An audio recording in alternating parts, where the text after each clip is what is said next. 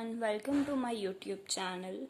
So, in this part, we will start our chapter number 3, that is Vedic Religion and Culture Part 1. In the previous part, we saw till chapter number 2. Okay, so in this part, chapter number 3, what we will discuss is the Vedic age. What is the meaning of Vedic age? वैदिक as का मतलब होता है वो time period जब सारे Vedas compose किए गए, जब सारे वेदास को लिखा गया, जिसमें ऋग्वेद, सामवेद, यजुर्वेद और अथर्ववेद आते हैं. ठीक है, अभी जो ऋग्वेद है, ठीक है, उसका जो पीरियड है उसको हम वैदिक एज कहते हैं. नाउ फॉर एग्जाम्पल, जैसे कि मुगल का टाइम पीरियड था, ठीक है, मुगल एज जिसको अगर हम बोले तो मुगल एज हमने ले लिया. तो अभी मुगल एज के टाइम में क्या सोशल सिस्टम थी, कौन से रूल्स थे, कैसी सोसाइटी थी वहाँ पे, कौन सा रिलीजन था, कौन से गॉड को मानने में आता था. ठीक है, तो वो सारी चीज़ें जैसे कि अगर हम पढ़ रहे हो तो that would be a Mughal era. ठीक है, और एक मुगल पीरियड हम उसको बोलते हैं. ऐसे ही इस चैप्टर में हम जब वेदास को कंपोज किया गया तब जैसी सोसाइटी थी उसको डिस्कस करेंगे. इसमें सब कुछ आ जाएगा, उसके लोग कैसे थे, उसका रिलीजन कैसा था, बुक्स कौन सी थी, सब कुछ इसमें आ जाएगा, सोसाइटी कैसी थी, सब कुछ. Now let's start our chapter. Okay, इसमें हम ऋग्वेद और वैदिक लिटरेचर को पहले डिस्कस करेंगे. So when the Harappan urban civilization in India around 1750, that is 1750 AD was declining का मतलब होता है become weaker. It was getting transformed into a rural civilization. Around 15,000 AD, a group of people called Indo-Arya or Arya entered India. What role did they play in Indian history? Let us discuss about their special features and diverse culture. अब इसका मतलब क्या होता है कि 1750 जो है तब हड़प्पन सिविलाइजेशन डिक्लाइन होती जा रही थी. इसका रीजन हमने आगे देखा पार्ट में कि हमें आज तक पता नहीं है कि इसका रीजन क्या था. कुछ लोग कहते हैं कि फ्लड आया, कुछ लोग कहते हैं कि शायद लोग अर्बन में से रूरल में जा रहे थे इसलिए, या कुछ भी हो सकता है. ठीक है, तो ये डिक्लाइन होता गया और ये पूरा रूरल सिविलाइजेशन में ट्रांसफॉर्म हो गया. अभी 15,000 AD में एक ग्रुप आया जिसको हम कहते हैं इंडो आर्या और आर्यंस. ये इंडिया में आए. अब इन्होंने इंडियन हिस्ट्री में क्या रोल प्ले किया और उनके जो स्पेशल फीचर्स है उसको हम डिस्कस करेंगे. ऋग्वेदा एंड वैदिक लिटरेचर. अभी ये टाइम पीरियड में जो भी लिटरेचर जो है वो कंपोज किया गया उसके बारे में हम पढ़ेंगे, और जो ऋग्वेद है जो कि मेन एलिमेंट है वैदिक एज का, उसको हम स्टडी करेंगे. What is Veda? The word Veda is derived from the word with. अभी ये जो वर्ड है विद, उसमें से वेदा वर्ड डिराइव हुआ है. इसका मतलब होता है टू नो समथिंग. ठीक है, कुछ जानना. Vedic age includes Rigveda, social, cultural, political, religious and economic matters mentioned in it. इसमें क्या क्या इंक्लूडेड है? ऋग्वेदा. ठीक है, और जो सोशल, सामाजिक, फिर cultural, political, related to politics, religious, ठीक है, रिलीजन से रिलेटेड, और इकोनॉमिक, फाइनेंशियल मैटर्स, ये सारी चीजें इसमें मेंशन की गई है. वैदिक लिटरेचर का मतलब होता है जो बुक्स होती है, ठीक है, उसको कहते हैं literature. Include 2 types of books, that is mantra and Brahmana. There are 4 Vedas, but according to our time period the discussion will be only on Vedic only on Rig Veda, 4 Veda है, पर अभी क्योंकि हम वैदिक एज को डिस्कस कर रहे हैं इस चैप्टर में, इसलिए हमने ऋग्वेद जो है उसको ही यहाँ पर शो किया गया है, ठीक है, और इसको ही हम इस चैप्टर में स्टडी करेंगे। The most important source of knowing the वैदिक हिस्ट्री इज ऋग्वेद। अभी वैदिक हिस्ट्री को अगर स्टडी करना है तो मोस्ट इम्पॉर्टेंट सोर्स कोई हो तो वो है Rigveda. It is divided into 10 chapters और मंडल्स। मंडल्स का मतलब चैप्टर होता है, ठीक है, वो 10 है। ऋग्वेद के अंदर 10 चैप्टर्स है और उसके अंदर 1028 सुक्तास है। सुक्तास का मतलब होता है श्लोक, ठीक है, श्लोक इसका मतलब होता है। The book in the poetic form sketches various situations of India of the period of वेदा। अभी वेदा के टाइम में क्या सिचुएशन थी इंडिया की उसको कौन दिखाता है पोएटिक फॉर्म में जो भी बुक्स लिखी गई है वो। Rigveda must have been written in 12,000 BC। अभी ऋग्वेद के बारे में हमने क्या पढ़ा कि उसमें 10 चैप्टर है, ये पहली चीज हमने पढ़ी। 1028 सुक्तास है, वो हमने सेकेंड चीज पढ़ी। तीसरी चीज हमने पढ़ी कि पोएटिक फॉर्म में जो भी होता है वो सिचुएशन ऑफ इंडिया को शो करता है। और चौथी चीज हमने पढ़ी 12,000 BC के अराउंड ये कंपोज हुआ होगा। Who were the Aryans connected to Vedic age? कौन थे वो आर्यंस जो कि ये वैदिक एज से कनेक्टेड है। Till the 19th century, 19th century मतलब 18th, जो ये 18,000 है उसको ही हम 19th century कहते हैं, क्योंकि हमें पता है जो सेंचुरी होती है वो एक साल ज्यादा हम उसको कैलकुलेट करते हैं। They were known as a dynasty or a people। पहले 18,000 दैट इज 19th century तक हम क्या सोचते थे कि ये या तो एक डायनेस्टी है और या तो एक पीपल है।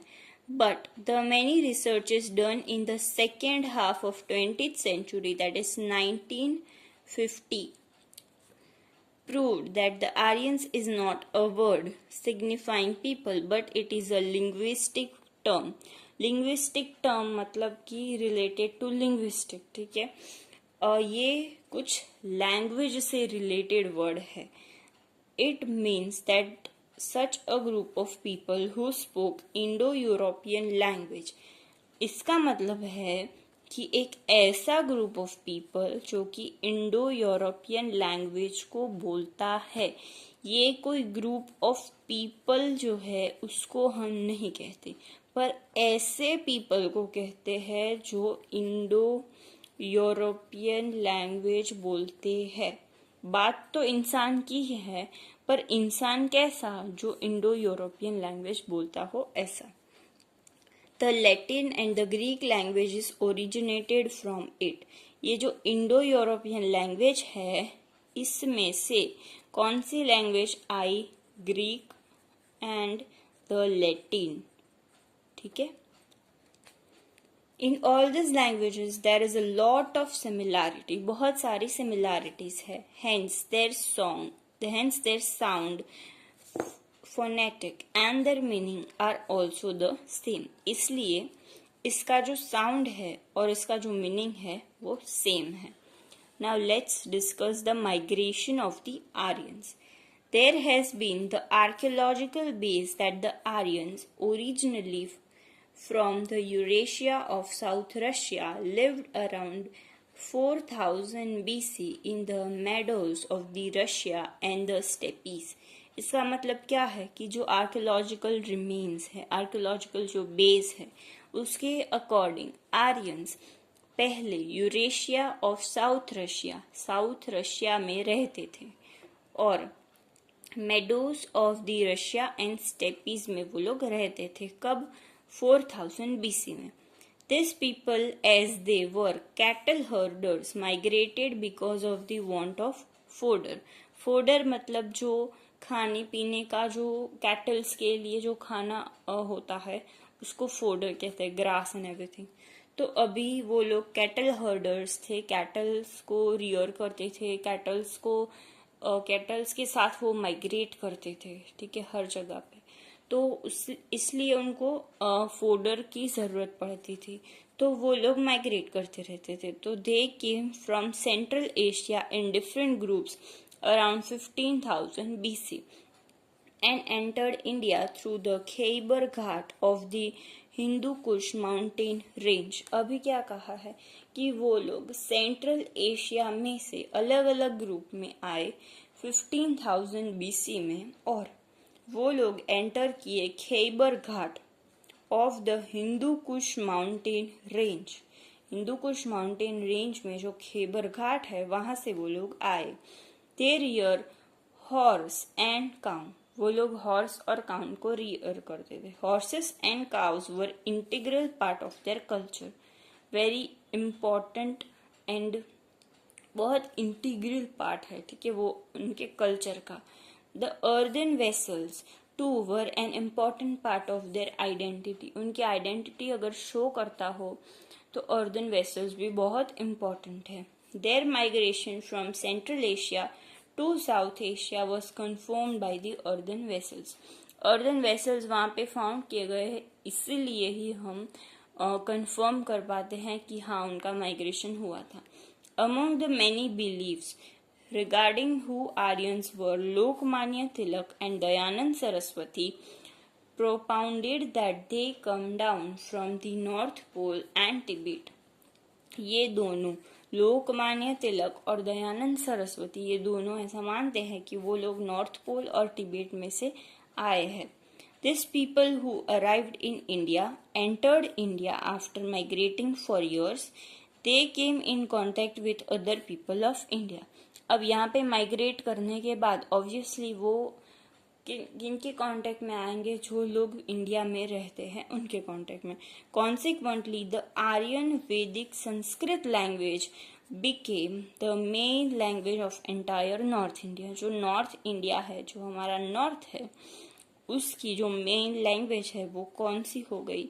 संस्कृत। आर्यन वैदिक संस्कृत वो हमारी मेन लैंग्वेज हो गई। Its best expression is Vedic literature, और इसका बेस्ट एक्सप्रेशन क्या है? Vedic literature. Vedic Aryans and their geographical area. As shown in the Rig Veda, the Vedic Aryan lived in a region called सप्त सिंधु। वो जो रीजन में रहते थे उनको सप्त सिंधु हम कहते हैं। Now before we move to next page, हमने यहाँ पे 3 टाइमिंग को पढ़ा, that is 4000 BC, 15,000 BC and 12,000 BC. Now we all know that the BC, that is before the birth of Christ, is always calculated in the opposite way, ठीक है, वो पीछे से हम उसको ऐसे स्टडी करते हैं, ठीक है, पहले 2 फिर 3 फिर 1 ऐसे। तो 4000 पहले हुआ, उसके बाद 15,000 हुआ और उसके बाद 12,000 हुआ। तो वो लोग 4000 में रशिया में रहते थे, हमने पहले ही आगे ही स्टडी किया कि वो लोग साउथ रशिया में रहते थे। फिर 15,000 में माइग्रेशन हुआ, सेंट्रल एशिया में से वो लोग कहाँ पे आए? साउथ एशिया में, और उसको हमने कंफर्म कैसे किया? By the vessels, okay. और उसके बाद यहाँ पे आने के बाद वो लोग लोकल पीपल के साथ इंटरेक्ट हुए, और उसके बाद उन्होंने 12,000 BC में ऋग्वेद को लिखा। Now let's move on to the next page.